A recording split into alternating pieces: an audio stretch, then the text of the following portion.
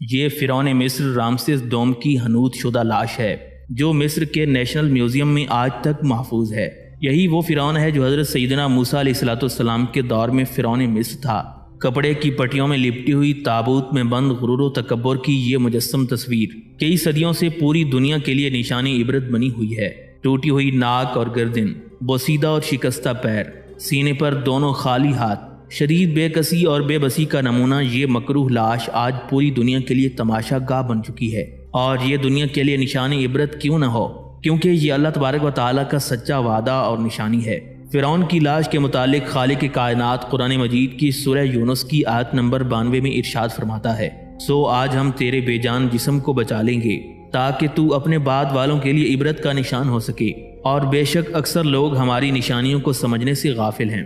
مصر کے دارالحکومت قاہرہ کا عجائب گھر دنیا بھر کے سیاحوں کی دلچسپی کا اہم مرکز ہے۔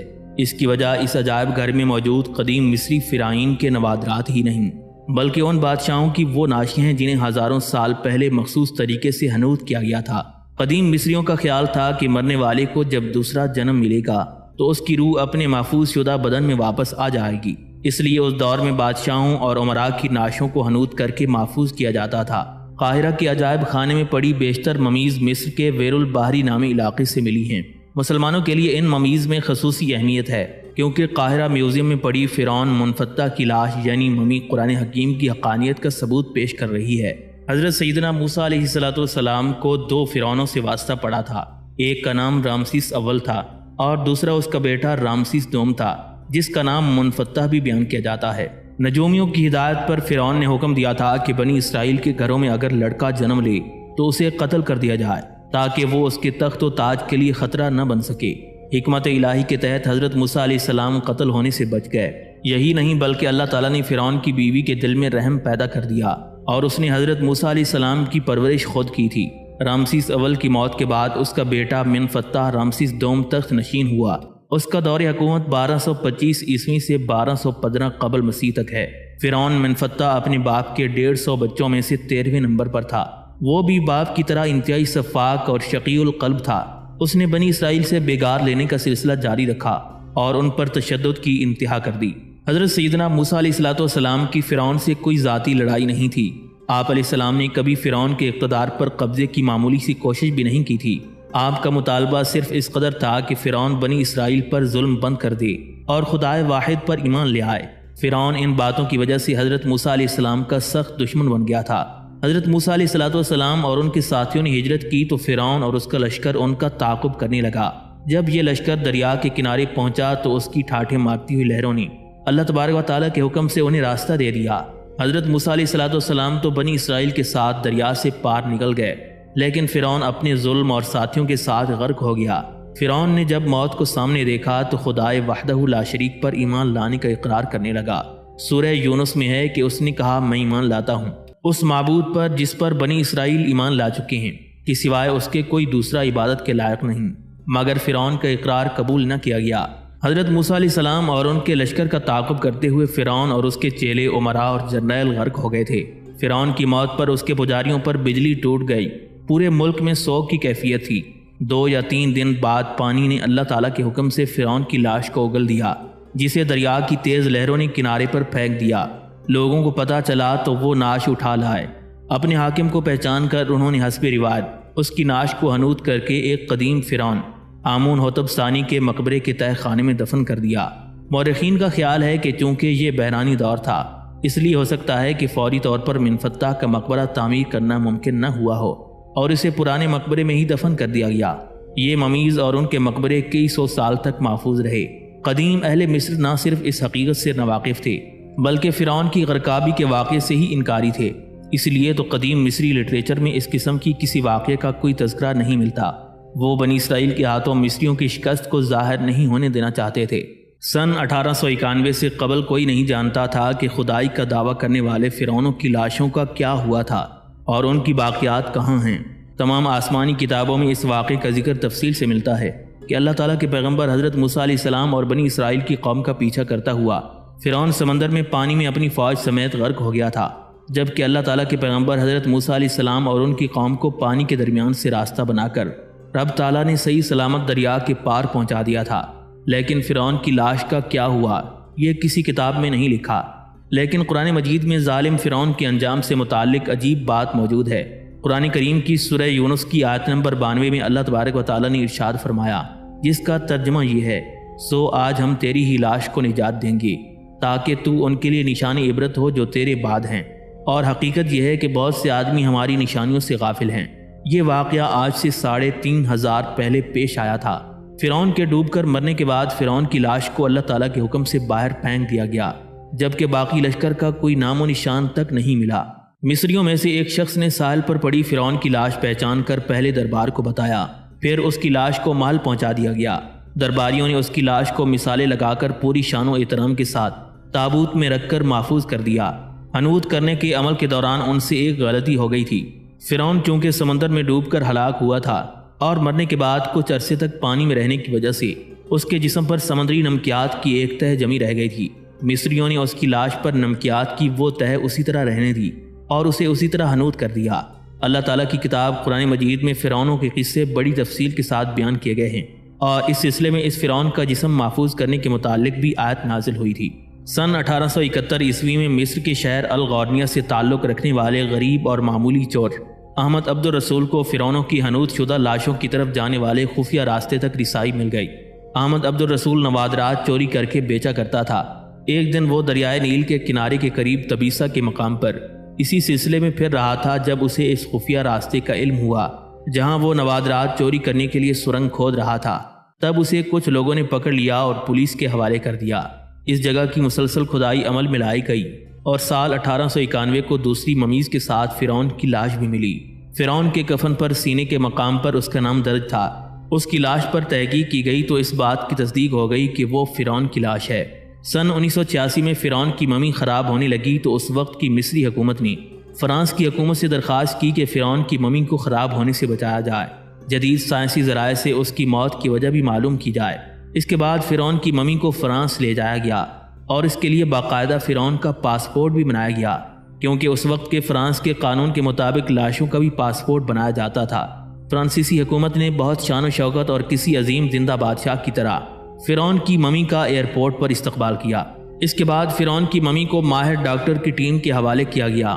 مائکروسکوپ ٹیسٹنگ کے ذریعے تمام اعضاء کا باریک بینی سے جائزہ لیا گیا تو معلوم ہوا کہ اس کی لاش اور جسم میں سمندری ذرات ابھی تک موجود ہیں، اور فرعون کے جسم کا گوشت ہر روز تازہ ہوتا ہے اور بڑھتا رہتا ہے۔ فرعون کی موت بھی پانی میں ڈوبنے کی وجہ سے ہوئی تھی۔ ڈاکٹر کو علم تھا کہ لاش کسی اسلامی ملک سے ملی ہے۔ تجسس کے ہاتھوں وہ مجبور ہو کر فرانسیسی ڈاکٹر مورس مصر گئے، جہاں انہوں نے ایک مصری سائنسدان سے ملاقات کی۔ اس مصری سائنسدان نے قرآن مجید کھول کر سورہ یونس کی آیات 90 اور 96 کا ترجمہ کر کے لفظ بلفظ سنا دیا۔ فرعون کے بال اور ناخن تاحال بڑھتے ہیں۔ اس حوالے سے سائنسدان بھی یہی کہتے ہیں کہ انسان کے مرنے کے بعد بھی اس کے بال اور ناخن بڑھتے رہتے ہیں۔ ہر سال 15 مارچ کو مصر کے میوزیم میں رکھی فرعون کی ممی پر چوہے چھوڑے جاتے ہیں اور وہ اس کا بڑا ہوا گوشت کھا جاتے ہیں۔ پھر فرعون کی ممی کی ڈریسنگ کرنے کے بعد دوبارہ اسے شیشے کی تابوت میں رکھا جاتا ہے۔ حضرت سیدنا موسیٰ علیہ السلام کو اللہ تعالیٰ نے حکم دیا کہ بنی اسرائیل کو رات کے وقت مصر سے نکال کر لے جاؤ، یعنی اب بنی اسرائیل کی نجات اور فرعون اور اس کی قوم کی تباہی کا وقت آن پہنچا ہے۔ رات کے وقت نکالنے کا حکم اس لیے دیا تاکہ بنی اسرائیل کا اجتماع دشمن کے سامنے نہ ہو اور وہ ان کی مراد کی تکمیل میں مانع نہ بنے۔ رات کو نکالنے کی دوسری وجہ یہ بھی تھی کہ فرعون اور اس کا لشکر ان کا پیچھا کر کے ان کو روک نہ سکے اور فرعون کی عظیم لشکر کو دیکھ کر بنی اسرائیل خوف زدہ نہ ہوں۔ پھر چاندنی رات میں حضرت موسیٰ علیہ السلام اپنی قوم کو ساتھ لے کر چلے۔ بنی اسرائیل کے پاس کافی مقدار میں سونے اور چاندی کے زیورات بھی تھے جو انہوں نے قبطیوں سے مانگ کر لیے ہوئے تھے کہ ہم انہیں اپنی عید میں استعمال کریں گے، اور وہ پہلے بھی ان سے زیورات لیتے رہتے تھے۔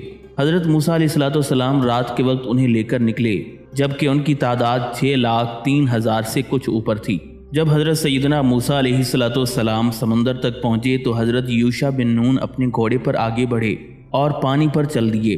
دوسرے لوگ بھی اپنے گھوڑوں کے ساتھ داخل ہو گئے اور پانی میں کود گئے۔ سورج کے طلوع ہونے کے بعد فرعون ان کی تلاش میں نکلا۔ فرعون نے بنی اسرائیل کا پیچھا کیا۔ اس کے لشکر کا سربراہ اس کا وزیر حامان تھا۔ لشکر کی کل تعداد 10 لاکھ تھی اور 7 لاکھ گھوڑے تھے، جن میں سے ایک بھی ایسا نہیں تھا جو پالتو ہو۔ اسی کے متعلق اللہ تبارک و تعالیٰ کا ارشاد گرامی ہے، حضرت موسیٰ علیہ السلام بنی اسرائیل کے ساقہ پر تھے، جبکہ ہارون علیہ السلام ان کے آگے جا رہے تھے۔ ایک مومن نے حضرت موسیٰ علیہ السلام سے عرض کیا کہ آپ کو کہاں کا حکم دیا گیا؟ حضرت موسیٰ علیہ السلام فرمانے لگے، مجھے سمندر کا حکم دیا گیا ہے۔ اس نے ویسے ہی سمندر میں داخل ہونے کا ارادہ کیا تو حضرت موسیٰ علیہ السلام نے اسے سمندر میں داخل ہونے سے منع کر دیا۔ بنی اسرائیل نے فرعون کو دیکھا کہ وہ ان کے پیچھے آ رہا ہے۔ انہوں نے کہا، اے موسیٰ، ہم تو پکڑے گئے۔ حضرت موسیٰ علیہ السلام نے فرمایا، ہرگز نہیں، میرے ساتھ میرا رب ہے، وہ مجھے ہدایت عطا فرمائے گا۔ اس کے بعد حضرت ہارون علیہ السلام آگے بڑھے۔ انہوں نے سمندر میں عصا مارا تو سمندر نے راستہ دینے سے انکار کر دیا اور کہا، وہ کون جبار ہے جو مجھے مارتا ہے؟ یہاں تک کہ حضرت سیدنا موسیٰ علیہ السلام تشریف لائے۔ آپ علیہ السلام نے اپنی عصا مبارک سے سمندر پر ضرب لگائی تو سمندر پھٹ گیا، ہر حصہ بڑے پہاڑ کی طرح ہو گیا۔ بنی اسرائیل اس سمندر میں داخل ہو گئے۔ سمندر میں 12 راستے تھے، ہر راستے میں ایک ایک قبیلہ تھا۔ جب راستے دیواروں کے ساتھ جدا ہوئے تو ہر قبیلے نے کہا کہ ہمارے ساتھی مارے گئے۔ جب حضرت سیدنا موسیٰ علیہ السلام نے یہ سنا تو اللہ تعالیٰ کے حضور یہ التجا کی۔ اللہ تعالیٰ نے ان راستوں کو ان کے لیے پل بنا دیے جو طبقات کی صورت میں تھے۔ آخری آدمی کو دیکھ رہا تھا یہاں تک کہ سب سمندر سے پار نکل گئے۔ تفسیر در منصور میں یہاں پہ یہ بھی اضافہ لکھا گیا ہے کہ قوم نے حضرت موسیٰ علیہ السلام سے کہا، اے موسیٰ، ہمیں ڈر ہے کہ گھوڑے کیچڑ میں دھنس جائیں گے۔ حضرت موسیٰ علیہ السلام نے اپنے رب کے حضور دعا کی، ان پر ہوا چلی تو اس نے راستے خشک کر دیے۔ انہوں نے عرض کیا کہ ہمیں ڈر ہے کہ ہم میں سے بعض غرق ہو جائیں گے اور ہمیں شعور بھی نہیں ہوگا۔ حضرت موسیٰ علیہ السلام نے اپنی عصا سے پانی میں نقب لگائی تو ان کے درمیان روشن دان بن گئے، یہاں تک کہ وہ ایک دوسرے کو دیکھنے لگے۔ پھر بنی اسرائیل سمندر میں داخل ہو گئے، یہاں تک کہ سمندر کو عبور کر لیا۔ فرعون آیا یہاں تک کہ اس جگہ پہنچا جہاں سے حضرت موسیٰ علیہ السلام نے سمندر کو عبور کیا تھا، جبکہ راستے اسی طرح موجود تھے۔ راستہ بتانے والے نے فرعون سے کہا، حضرت موسیٰ علیہ السلام نے سمندر پر جادو کر دیا ہے، یہاں تک کہ سمندر بھی ایسا ہو گیا ہے جیسا تم دیکھ رہے ہو۔ اللہ تبارک و تعالیٰ کی فرمان میں بھی یہی ہے، یہاں سے چلو تاکہ ہم انہیں جا ملیں، جبکہ سمندر میں 3 دن کی مسافت تھی۔ علامہ دمیری نے حیات الحیوان میں لکھا ہے کہ بنی اسرائیل کے سمندر پار کرنے کے بعد جب فرعون سمندر کے قریب پہنچا اور اس کو منتشر پایا تو اپنی قوم کو مخاطب کر کے کہنے لگا، دیکھو میرے خوف سے دریا کس طرح پھٹ گیا، میں نے ان غلاموں کو پا لیا جو بھاگ کر آئے تھے، تم لوگ دریا میں داخل ہو جاؤ۔ اس کی قوم دریا میں داخل ہونے سے گھبرا رہی تھی۔ فرعون کی قوم کہنے لگی، آپ رب ہیں تو پہلے آپ داخل ہوں، جس طرح حضرت موسیٰ علیہ السلام پہلے داخل ہو گئے تھے۔ فرعون گھوڑے پر سوار تھا اور اس کے لشکر میں کوئی گھوڑی نہیں تھی، لہٰذا حضرت جبرائیل علیہ السلام جفتی کی خواہش مند گھوڑی پر سوار ہو کر اس کے لشکر کے آگے آئے اور دریا میں داخل ہو گئے۔ جب فرعون کے گھوڑے نے اس کی بو سونگھی تو اس گھوڑی کے پیچھے دریا میں کود پڑا اور فرعون بے بس و لاچار ہو گیا۔ اس کو جبرائیل علیہ السلام کی گھوڑی نظر نہیں آ رہی تھی۔ فرعون کے گھوڑے کے پیچھے ہی پورا لشکر دریا میں کود پڑا۔ پیچھے سے حضرت میکائیل علیہ السلام گھوڑے پر سوار ہو کر لشکر والوں سے یہ کہہ رہے تھے کہ اپنے بھائیوں کے ساتھ ہو جاؤ، اور سب کو دریا میں دھکیل رہے تھے، یہاں تک کہ تمام کا تمام لشکر سمندر میں داخل ہو گیا اور حضرت جبرائیل علیہ السلام ان سب سے پہلے سمندر سے نکل گئے۔ اللہ تعالیٰ نے دریا کو حکم دیا کہ فرعون کو غرق کر دو، چنانچہ دریا پہلے کی طرح مل گیا اور سب کو غرقاب کر دیا۔ دریا کے دونوں کناروں کے درمیان کی مسافت 4 فرسخ تھی۔ کنارے سے ہی بنی اسرائیل فرعون کی غرقابی کا منظر دیکھ رہے تھے، اس لیے اللہ تبارک و تعالیٰ نے ارشاد فرمایا، وَأَنْتُمْ تَنْظُرُونَ۔ اس سمندر کا نام بحر قلزم ہے اور یہ بحر فارس کا ایک کنارہ ہے۔ حضرت قتادہ رضی اللہ تعالیٰ عنہ فرماتے ہیں کہ یہ وہ سمندر ہے جو مصر کے قریب واقع ہے اور اس کو اصاف کہتے ہیں۔ امام ابن حاتم رحمۃ اللہ علیہ نے بیان کیا ہے کہ حضرت ابن عباس رضی اللہ تعالیٰ عنہ نے فرمایا، جب حضرت سیدنا موسیٰ علیہ السلام کے اصحاب میں سے آخری آدمی باہر نکل گیا اور فرعون کے ساتھیوں میں سے آخری آدمی بھی سمندر میں داخل ہو گیا تو اللہ تعالیٰ نے سمندر کو حکم دیا کہ ان پر مل جا۔ چنانچہ فرعون نے ایک انگلی باہر نکالی کہ کوئی الہ نہیں مگر وہی جس کے ساتھ بنی اسرائیل ایمان لائے۔ حضرت جبرائیل علیہ السلام نے کہا، مجھے معلوم ہے کہ رب تعالی رحیم ہے اور مجھے یہ خوف ہوا کہ اسے رحمت آ لے گی، چنانچہ میں نے اسے اپنے پروں کے ساتھ چھپا لیا اور میں نے کہا، کیا اب اور تو اس سے پہلے نافرمانی کرتا رہا۔ پس حضرت موسیٰ علیہ السلام اور آپ کے ساتھ ہی نکل گئے تو فرعون کی قوم میں سے شہروں میں پیچھے رہنے والوں نے کہا، فرعون غرق نہیں ہوا اور نہ ہی اس کے اصحاب غرق ہوئے، بلکہ وہ تو سمندر کے جزیروں میں شکار کھیل رہے تھے۔ تو اللہ تعالیٰ نے سمندر کو حکم دیا کہ فرعون کو برہنہ حالت میں باہر پھینک دے، چنانچہ سمندر نے اسے برہنہ حالت میں باہر پھینک دیا۔ وہ سر سے گنجا چپٹی اور سر سے اٹھی ہوئی ناک والا اور کوتاہ قد والا تھا، اور جنہوں نے یہ کہا ہے کہ فرعون غرق نہیں ہوا، انہی کے لیے اللہ تبارک و تعالیٰ نے فرمایا، سو آج ہم بچا لیں گے تیرے جسم کو سمندر کی تند موجوں سے، تاکہ تو ہو جائے اپنے پچھلوں کے لیے عبرت کی نشانی۔ تو اس کی یہ نجات باعث عبرت تھی، نہ کہ باعث عافیت۔ پھر اللہ تعالیٰ نے سمندر کو حکم دیا کہ جو کچھ تجھ میں ہے اسے باہر پھینک دے، تو اس نے تمام کو ساحل پر پھینک دیا۔ حالانکہ سمندر اپنے اندر غرق ہونے والے کو باہر نہیں پھینکتا، بلکہ وہ اسی کے اندر باقی رہتا ہے، یہاں تک کہ مچھلیاں اسے کھا جاتی ہیں۔ پس سمندر قیامت کے دن تک کسی غرق ہونے والے کو قبول نہیں کرے گا۔ حضرت سیدنا موسیٰ علیہ السلام نے فرعون اور اس کی قوم کی ہلاک و برباد ہونے کی واسطے دعا مانگی، اور اس بد دعا پر حضرت ہارون علیہ السلام نے آمین کہا۔ خداوند تعالیٰ نے اسی وقت وحی کے ذریعے بتایا کہ آپ کی دعا قبول ہو گئی ہے، لیکن حضرت سیدنا ابن عباس رضی اللہ تعالیٰ عنہ فرماتے ہیں کہ اس دعا کے اور اس کے قبول ہونے کے درمیان 40 سال کا وقفہ ہے، یعنی یہ دعا 40 سال کے بعد قبول ہوئی تھی۔ حضرت بابا فرید گنج شکر رحمۃ اللہ علیہ نے ایک ملفوظ میں ارشاد فرمایا ہے، اے درویش، جب حضرت موسیٰ علیہ السلام اور ہارون علیہ السلام کو حکم ہوا کہ سرکش فرعون کے پاس جائیں اور اس کو صحیح راستے پر چلنے دیں، تو یہ بھی ہدایت کی گئی کہ اس کو نرمی اور آہستگی سے سمجھائیں تاکہ اس کو رنج نہ پہنچے۔ اس جگہ پر شیخ الاسلام پہنچ کر رونے لگے اور فرمایا، جو ذات خدائی کا دعویٰ کرتی ہے اور اپنے آپ کو انا ربکم الاعلیٰ کہتی ہے، جب کوئی شخص 5 وقت اس کے سامنے سر بسجود ہو کر سبحان ربی الاعلیٰ کہے گا اور اس کی محبت کا دم بھرے گا، تو پھر کیسے اس کی رحمت کا امیدوار نہیں رہے گا۔ فرعون نے ایک تو خدائی کا دعویٰ کیا تھا اور کہا کہ میں سب سے بڑا رب ہوں۔ اللہ تعالیٰ نے پھر بھی اس کو کھلایا پلایا کہ شاید فرعون میرا محبوب بن جائے اور میری رحمت کی چادر میں آ جائے۔ اس کے لیے اللہ تعالیٰ نے حضرت موسیٰ علیہ السلام جیسے محبوب نبی کو بار بار بھیجا۔ یہی بات اللہ کی رحمت اور محبت کی دلیل کے لیے کافی ہے۔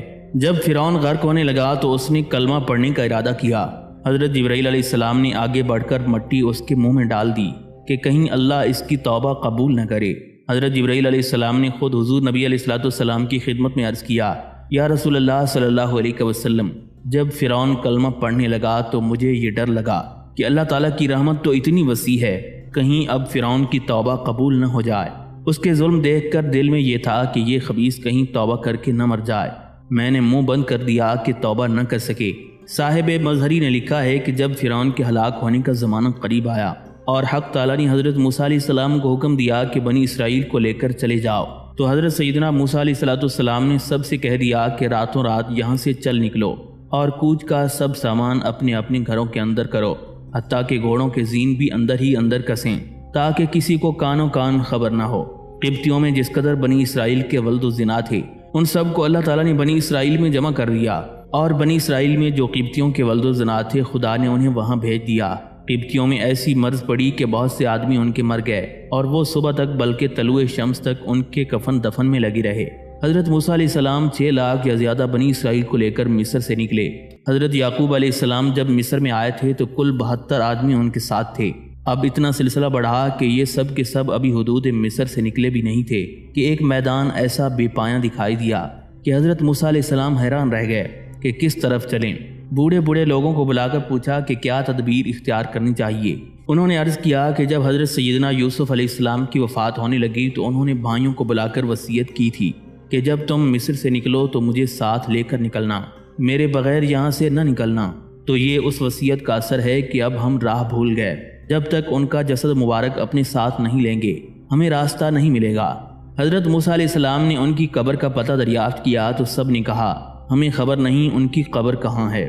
پھر آپ علیہ السلام نے پکار کر کہا کہ میں خدا کی قسم دیتا ہوں جو تم میں سے حضرت یوسف علیہ السلام کی قبر سے واقف ہو وہ مجھے بتلا دے، اور جو نہیں جانتا اس کے کانوں میں میری آواز نہ پہنچے۔ اللہ کی قدرت کی آپ کی آواز ایک بڑھیا کے سوا اور کسی نے نہیں سنی۔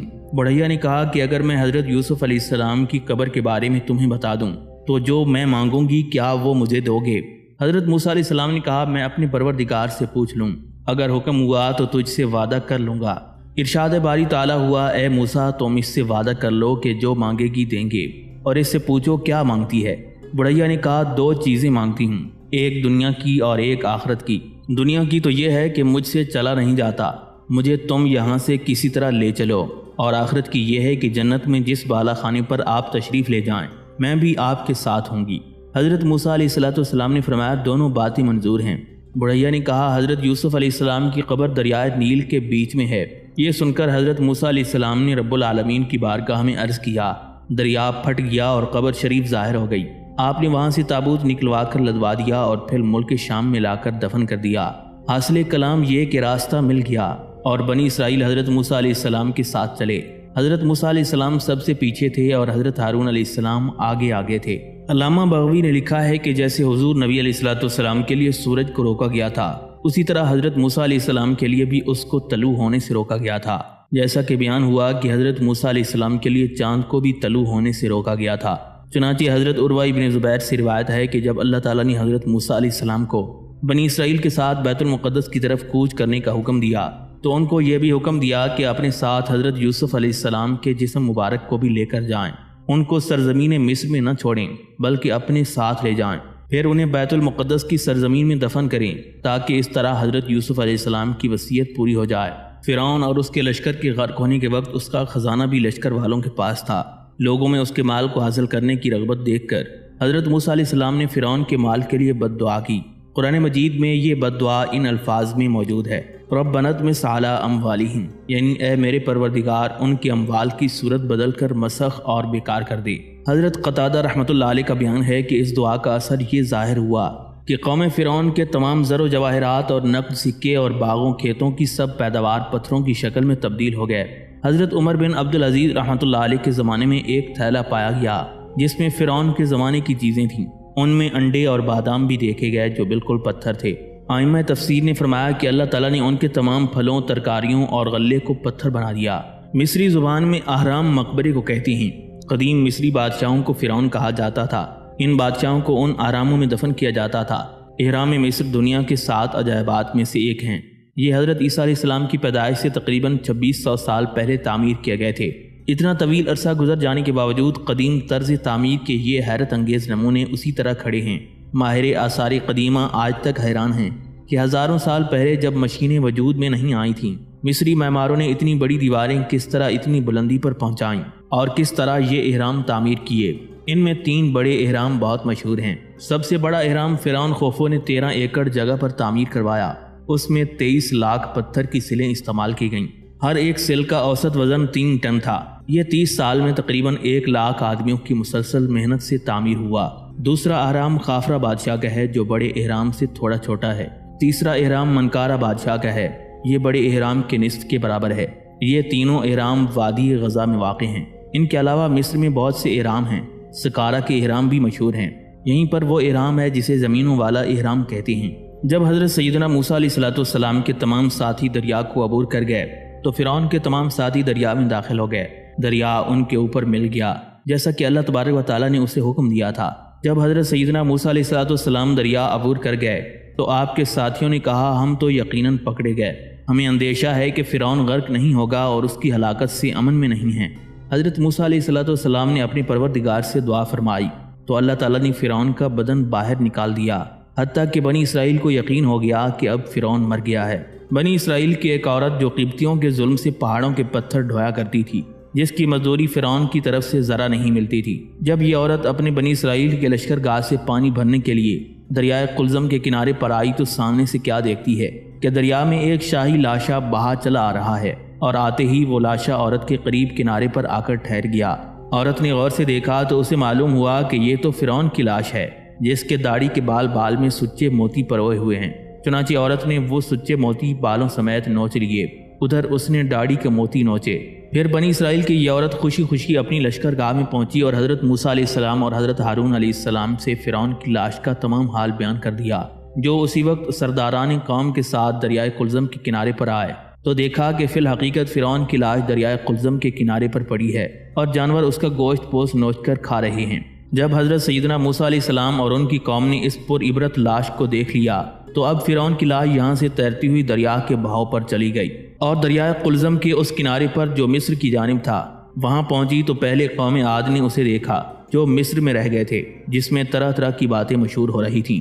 کوئی کہتا تھا کہ فرعون اپنے لشکر سمیت ڈوب گیا تھا، کوئی کہتا تھا کہ نہیں بلکہ وہ اپنے لشکر سمیت پہاڑوں اور جزیروں میں نکل گیا، کوئی کہتا تھا کہ اس نے شکار شروع کر دیا کہ اچانک مچھیروں نے انہیں خبر دی کہ فرعون کی لاش دریا کے کنارے پر پڑی ہے۔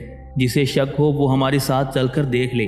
اب جو بقیہ قبطیوں اور قوم عاد کے لوگوں نے آ کر دیکھا تو فی الحقیقت وہ فرعون کی لاش تھی اور چیل کوے اس کا گوشت نوچ رہے تھے۔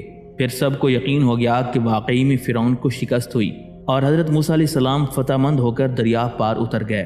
فرعون کی باقی ماندہ قوم جو مصر میں تھی اس کو کسی طرح یقین نہیں آتا تھا کہ فرعون غرق ہو گیا۔ وہ سمجھتے تھے کہ فرعون شکار میں مصروف ہے، چنانچہ سمندر کی موجوں کو حکم ہوا کہ اس کی لاش کو بہا کر کنارے پر ڈال دیں، تاکہ ایک طرف تو بنی اسرائیل اللہ کی قدرت کا مشاہدہ کر کے طمانینت قلب اور ایمانی قوت حاصل کریں، اور دوسری طرف مصری قوم کی غلط فہمی دور ہو جائے اور وہ اللہ کی قدرت کو دیکھ کر ڈریں۔